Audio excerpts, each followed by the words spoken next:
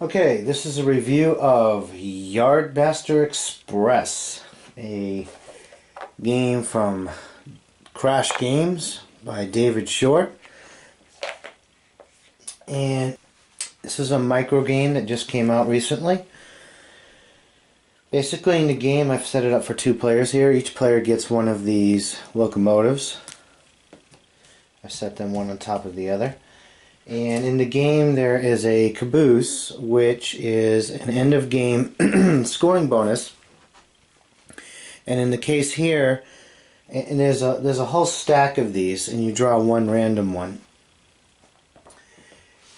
And in the case here, what we have is you finish with the most cargo runs of at least 2 rail cars. Whoever does that gets 5 points.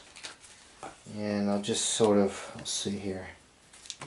Got a bunch of, here's some of the other caboose cards. There's all kinds of them. They all have different ways to win. This one here is finish with no mixed cargo cards in your train. This one's finish your train with a sequence of values 2, 2, 2, 2. So each game's going to be a little bit different with these caboose cards, which is nice. Basically what you're doing in the game is you're going to have these rail cards, and you're going to be starting the game by drawing, the first player is going to be drawing 2, and then you draw one more off the deck, so you start with 3. And you're going to be placing them out to build your train. Now with the caboose, I'm going to get bonus points if I can do some cargo runs with at least 2 matching rail cards. So for example, these 2 rail cards go together, and that will create a matching rail car of 3, which will help me towards getting this. But I want to get a whole bunch of sets of those to get that extra 5 points. Also in the game, the person who has the longest run of the longest rail cards is going to get a point for each rail car in that run. When I start the game, any gray cards are considered wild cards, and the backs of these cards are wild and they can always be played. However, they don't count towards those runs and for the long train because they're wild. So you do get points for playing them, but they don't help you towards those other goals in the game. I can play anything on my locomotive, and I think I'll start with playing, I think I'm going to play this purple, maybe in hopes that I get this card back. I'll show you how that works. I start by playing the purple out here, and then in the game, at the end of the game, you get to add up the number of points you have on these cards. So starting with the 3 and 3, that's going to give me 6 points right off the bat. Now I hand this to the next player over. So I hand this to this player. This player draws a card off the deck and now has this choice of cards to play. So you're always going to be getting back one of the cards that you handed on, at least in a 2-player game. So you also know what you're giving them. So that's part of the strategy in the game, is to try not to give them what they want and try to set yourself up to maybe get something back that you need. So in this case, I really don't want my opponent to get this blue card because it's going to start on a run. So I think I will play that. May as well. So now I get these cards back over here for this player, and I've got these choices. I'm going to draw one more card, and I drew the blue. I think that's going to be a no-brainer for me to start one of those 2 rail car runs.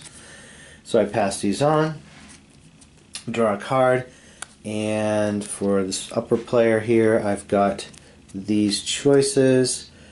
I think I want to continue my blue run here, so I'll play the 4 out, plus that 4 is a nice card. And this keeps going back and forth until you get 7 cards in a row. Now, when you play these cards out, you are trying to match the color to the color, okay?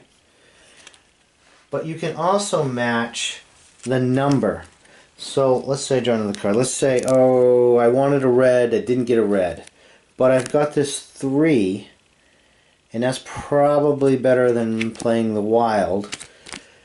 though it does limit me on my next turn. I'll have to try to get a green, but I think I'm going to play this 3. So now I got a 3 here. I can play this 3 out. So I'm still legal move. I don't have to use the wild card, which is always available. And it's going to give me a few more points. So going back over to the other side. Here I am. I need a green or a 4. I don't have it. So now I'm in a situation where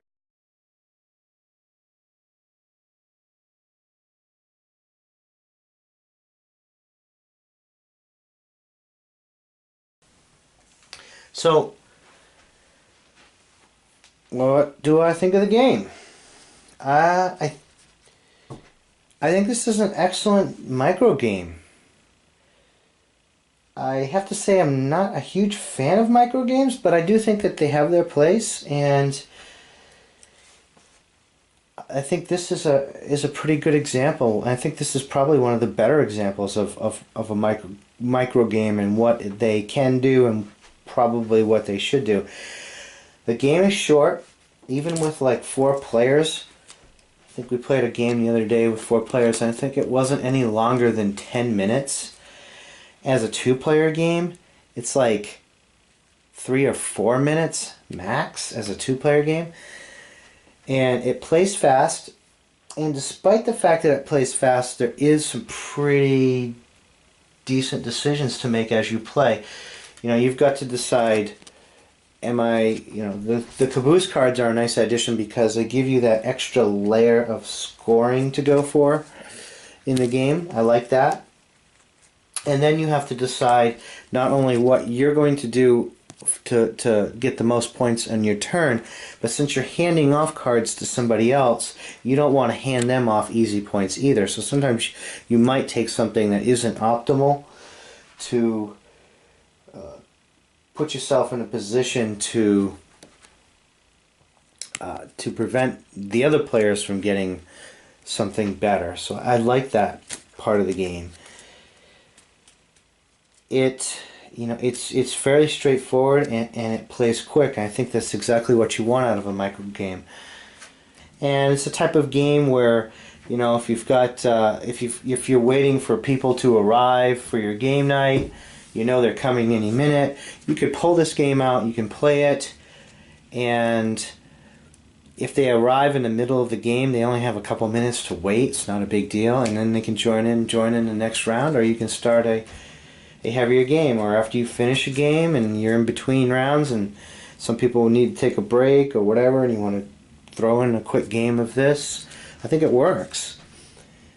Another really good micro game that I like a lot is Coup, and I think Coup also sort of matches what I think one of these micro games really should do. It should be quick, it should be something that you can throw in between longer games, or if you're waiting for somebody and such. And Coup is another game that really, I think, fits this bill pretty well. There isn't much more to say about it, but other than that, this is probably one of the better micro games out there right now. But I haven't played a ton of micro games either. Let's see, I've got a few others, like, I don't know if you consider the Builders a micro game or not. That's probably a little bit longer. I've got Agent Hunter, which is... Agent Hunter's okay. It's only a 2-player game though, so it's not going to be something you can, bring with you on a game night. And plus, my wife hates those kinds of deduction games, so that was a total flop.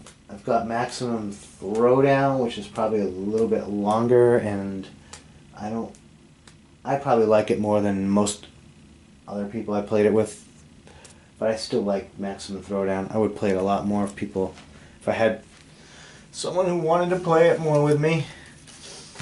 But I think this game here it does what it's supposed to do. Nothing more, nothing less.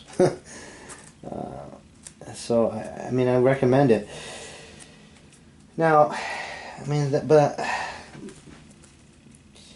I am getting a little tired of these games, though. That's the other thing. I like that they exist, and they do have a place. But It seems like everybody's dropping everything to put out these kinds of games. And, I think Crash Games has actually found a niche for these types of games, and I think they're doing very well with them. And they should continue to do these types of games. I think they're doing it right. But it seems like everybody's trying to get in on this micro game thing, so that's actually starting to become a little annoying, quite frankly. That there's room for these types of games, but there's not that much room. I really don't want to own. I don't know if I really want to own any more of these types of games. I probably will pick up the better micro games that come out, but I'm gonna start being really picky as to what I pick up for these types of games, because I'm kind of got all I need of them, and they only fit certain situations. It's not really something that you just want to pull out and play. These games aren't really something that you just want to pull out and play. You pull them out to play because of the situation. Like, you've only got 5 minutes, so you pull this game out. If you have longer than that, if you have a half an hour, this isn't going to be a game that I really probably am going to want to pull out, because it just, it doesn't. I'd rather play a game that has a little bit more development over a little bit longer time.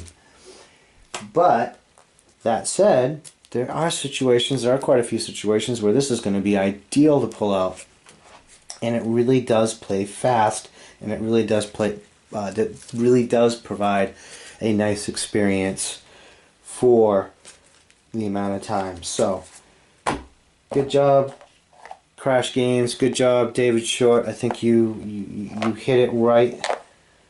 Hit it right with this game. Thumbs up.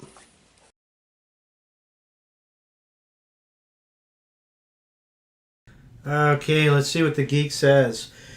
Going through some of these comments, there really isn't very much here to say for a couple of reasons. One, the game is so light, and also it's new, so there isn't much out there in terms of comments. So the comments are quick and fast, and I'll just go over a couple of them and be done. Marty Dim says, there's not a ton of strategy here, but it is still a great filler, and the drafting can make for some tough decisions and some nice take that moments. The caboose cards add a lot to the game and raise it a point or two for me. And I think it is a great filler. And I do agree about the caboose cards. Without the caboose cards, the game is a notch down from where it's at with the caboose cards. They add just enough to give it a little bit more meat for a filler. There isn't that much meat there to begin with, but the caboose cards do help with that quite a lot. HBBD 2011. Fun game that gives depth to Uno. It plays very fast, it's portable, a lot of fun. The caboose expansion gives a lot of variety. I think that's the key here. It's Uno with a little bit of a layer of strategy on it. Even then, it's pretty light, but still, I think it's a game that probably should replace something like Uno, especially for the family and for kids, because playing Uno is just an exercise in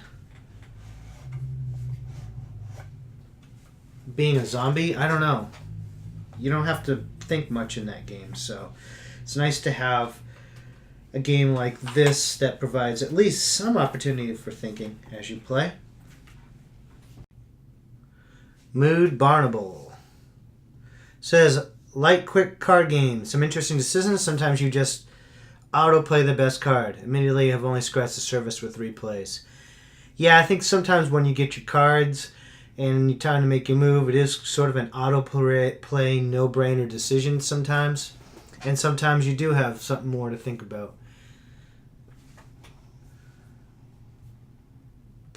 Garrett Grenier says, the box says for ages 13 plus. I play with a 4-year-old. My daughter likes to play And I prefer this over Dora the Explorer Candyland, naturally. So it's a win-win. The box says 13 plus. And indeed, the box says 13 plus. You know, I can tell you can play it with kids a lot younger than this. I'm not sure why they put age 13 plus on the box, other than to send the message that this isn't a kid's game. But this could be easily rethemed and turned into a kid's game because it's very, very, very, very, very simple. And I don't know why the 13 plus on the box, other than to send the message to adults that it's actually a game for adults and not kids. But my 8-year-old can play it just fine and does pretty well because is an element of luck to it. So he can be competitive. So that's about it. Yardmaster Express, I think it's a good filler game, and I think it fits the bill for what it's supposed to be. And you have to approach it for what it's supposed to be, not for anything else. Because if you look at this game from any other point of view other than it's a very light filler game, you're going to be extremely disappointed with it. But if you want a nice light filler game that you could actually play with the family or play with the kids, and it's fast and provides some level of thinking, I think this is a good game. And I would recommend it. Good job, Crash Games.